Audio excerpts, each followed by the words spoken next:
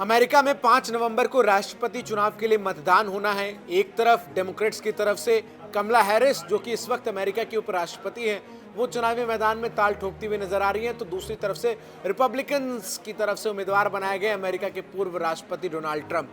दोनों ही नेताओं ने जमकर चुनाव प्रचार किया। अभी भी लगातार आरोप प्रत्यारोप का दौर दोनों ही नेताओं में जारी है और अब सबकी निगाहें हैं 5 नवंबर को, जब अमेरिका में मतदान होना है। आपको बता दूं कि अमेरिका में बैलेट बॉक्स के जरिए मतदान होता है और ऐसे में मतदान के साथ ही साथ वोटों की गिनती भी जो है वो शुरू हो जाती है और वोटों की गिनती के साथ ही ये परिणाम जो है वो आने शुरू हो जाते हैं कि आखिर अमेरिका का राष्ट्रपति कौन बनेगा।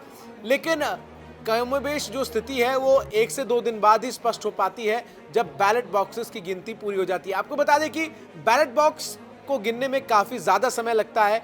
भारत में जैसा कि चुनाव की प्रक्रिया है, जहां ईवीएम से वोट डाले जाते हैं, वहां भारत चूंकि बहुत बड़ा देश है, ऐसे में अलग अलग चरणों में चुनाव होते हैं और उसके बाद एक साथ एक ही दिन चुनाव के नतीजे हैं वो घोषित किए जाते हैं और ईवीएम में वोटों की गिनती जो होती है। लेकिन बैलेट बॉक्स के जरिए एक एक वोट को निकाल कर गिनना पड़ता है और इससे जो परिणाम आने में समय लगता है। दूसरी बड़ी वजह, जो अमेरिका में परिणाम 5 तारीख को ही क्लियर नहीं होंगे, उसमें ईमेल के जरिए मतदान है। दरअसल अमेरिका में बड़ी संख्या में जो मतदाता हैं वो ईमेल के जरिए भी वोट डालते हैं और डोनाल्ड ट्रंप ने इसको लेकर विरोध भी जाहिर किया था। कहा था कि ईमेल के जरिए मतदान नहीं होना चाहिए, इसमें उन्हें धांधली की आशंका जताई थी। लेकिन अब आपको बता दें कि बड़ी संख्या में अमेरिका के कई प्रांतों में लोगों ने ईमेल के जरिए भी वोट डाला है और उन वोटों की गिनती में भी काफी समय लगता है। इसलिए परिणाम जो है वो कमोबेश 7 तारीख तक स्पष्ट होते हैं कि आखिर अमेरिका का राष्ट्रपति कौन बनेगा।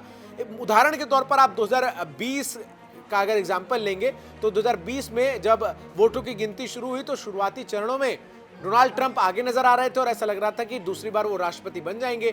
लेकिन उसके बाद जैसे जैसे वोटों की गिनती आगे बढ़ी और 6 तारीख तक गिनती जैसे ही बढ़ती हुई नजर आई तो अमेरिका के कई राज्यों में बड़ा उलटफेर हुआ और जो बाइडेन को बढ़त मिलती हुई नजर आई और उसके बाद डोनाल्ड ट्रंप ने इसको लेकर आपत्ति जाहिर की थी। उसके बाद कैपिटल हिल पर किस तरीके से डोनाल्ड ट्रंप के समर्थकों ने हिंसा की थी, उनकी तस्वीरें आज भी जीवंत हैं। तो इसीलिए जो परिणाम है वो आने में और ज़्यादा समय लग जाते हैं। इसके साथ ही साथ जिस तरीके से अमेरिका में राष्ट्रपति पद को लेकर चुनाव के बीच चुनाव प्रचार हुए हैं, ऐसे में दोनों ही प्रत्याशियों ने एक दूसरे पर जमकर आरोप प्रत्यारोप लगाए हैं। कभी डोनाल्ड ट्रंप अमेरिकी हिंदुओं की बात करते हैं तो कभी वो अरब मुस्लिमों की बात करते नजर आते हैं।